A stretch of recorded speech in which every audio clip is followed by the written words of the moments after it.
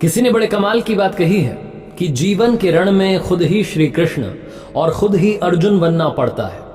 रोज अपना ही सारथी बनकर जिंदगी की महाभारत से लड़ना पड़ता है। नमस्ते दोस्तों, मेरा नाम है आरजे कार्तिक। आपका स्वागत है एक नई कहानी में। आज जन्माष्टमी पर आपको जो कहानी सुनाने जा रहा हूं ये काफी कुछ सिखाएगी। कहानी शुरू होती है एक बिजनेसमैन से जो अपने बिजनेस को लेकर के काफी चिंता किया करते थे कि क्या होगा आने वाले में, कल में कैसे काम आगे बढ़ेगा, बच्चा संभाल पाएगा नहीं संभाल पाएगा। उनका एक लड़का था, वो लड़का काफी बार कहता था कि पापा मुझे मौका दो, मुझे भी बिजनेस करना आ गया है, मुझे भी एक बार संभालने दो। लेकिन वो व्यक्ति को मौका नहीं देता बच्चे को। एक दिन इस बिजनेसमैन को दिल का दौरा पड़ा, हार्ट अटैक की वजह से हॉस्पिटलाइज्ड हुआ, अस्पताल में भर्ती था। बच्चा दौड़ करके पहुंचा, देखा पापा एडमिट है। डॉक्टर्स ने कहा कि अब थोड़ा पहले से ठीक है, धीरे धीरे रिकवर होंगे। इस लड़के ने अपने दोस्त को कॉल किया कि भाई आजा, मेरे पापा एडमिट है। और दोस्त आ गया, उसने पूछा क्या हो गया पापा को, सारी बात हुई। उसके बाद ये जो बिजनेसमैन का लड़का था, इसने कहा चल बाहर चल के आते हैं, बहुत देर हो गई इधर। अस्पताल से जब बाहर निकले तो एक आइसक्रीम वाला दिखाई दिया। बिजनेसमैन के लड़के ने कहा कि भाई आजा आइसक्रीम खाते हैं। वो लड़का चौंक गया जो दोस्त था कि यार क्या पागलपना चल रहा है, पापा अंदर भर्ती है, ये आइसक्रीम खा रहा है। आइसक्रीम खरीदी, उसके बाद खाने लगे। तो वो जो दोस्त था उससे रहा नहीं गया, उसने पूछ लिया इस लड़के से कि भाई समझ नहीं आ रहा है तुम्हारे बिजनेस का क्या होगा, आने वाले कल में तेरे पापा एडमिट हो गए हैं, उनकी तबीयत ठीक नहीं है, दिल का दौरा पड़ा है, हार्ट अटैक हुआ है, तू यहाँ आइसक्रीम खा रहा है, मुझे समझ ही नहीं आ रहा।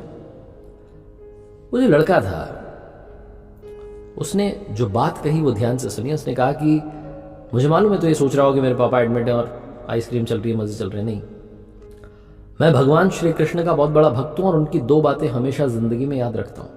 पहली बात जो हम सबको मालूम है कि काम करना है, फल की चिंता नहीं करनी है, तो जो होगा देखा जाएगा, मैं अपने काम पर फोकस करूंगा, बिजनेस भी अच्छा चलेगा। दूसरी बात, मैं तुम्हें कहानी सुनाता हूं, समझ में आ जाएगी। भगवान श्री कृष्ण की जो पत्नी थी मां रुक्मणी, इनका विवाह हुआ तो जो बड़ा बेटा हुआ उसका नाम प्रद्युम्न था।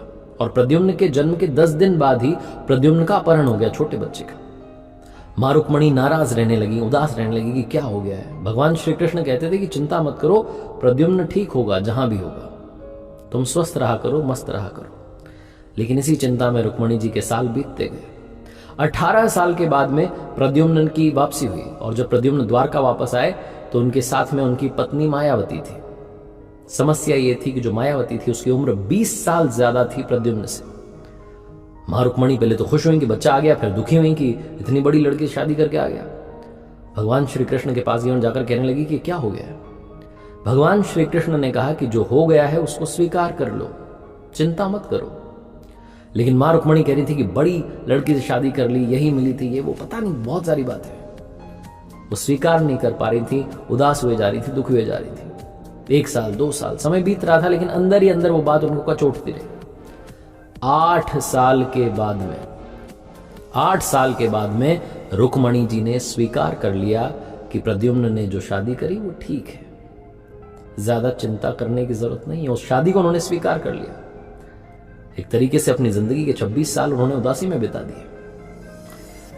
ये कहानी खत्म करते हुए लड़का बोला कि भाई मैंने भी जिंदगी में स्वीकार करना सीख लिया है, क्योंकि भगवान श्री कृष्ण कहते हैं कि जो हो रहा है उसको स्वीकार कर लो, जिंदगी अपने आप सहज हो जाएगी। छोटी सी कहानी जो 2 बड़ी बातें सिखाती है, और यही बातें मैं आप तक पहुंचाना चाहता था कि जिंदगी में जो हो रहा है, life goes on, so just keep going.